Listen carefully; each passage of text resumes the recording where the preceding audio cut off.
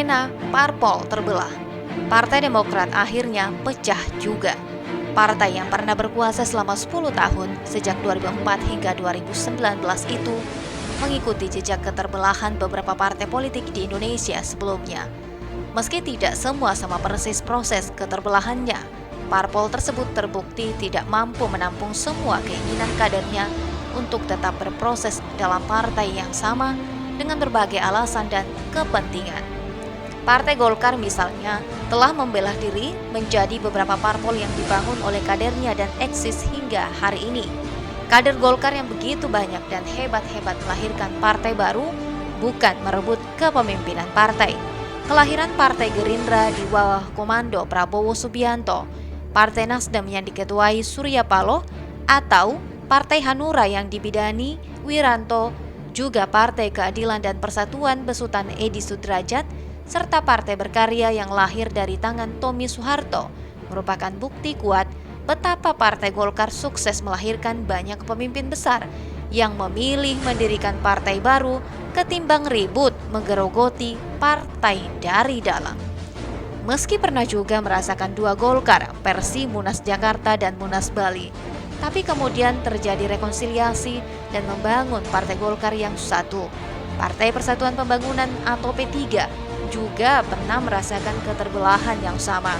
Selama bertahun-tahun berkasus hanya merugikan partai, lalu akhirnya sepakat rekonsiliasi. Ini terlihat pada kepemimpinan Suharto Monoarfa yang terpilih kembali dalam Muktamar P3 di Makassar yang tak lagi menunjukkan dua kubu. Partai Hanura, PKS, PAN, PKB, dan paling anyar Partai Berkarya juga merasakan pengalaman kisruh berkepanjangan.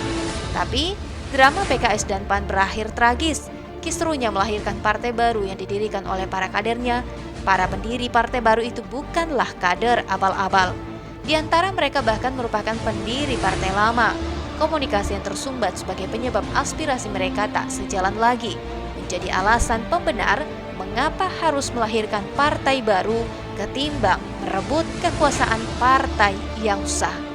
Logika umum atau dalam tataran moral, langkah pendirian partai baru tentu lebih kesatria dibanding merebut kekuasaan yang sah.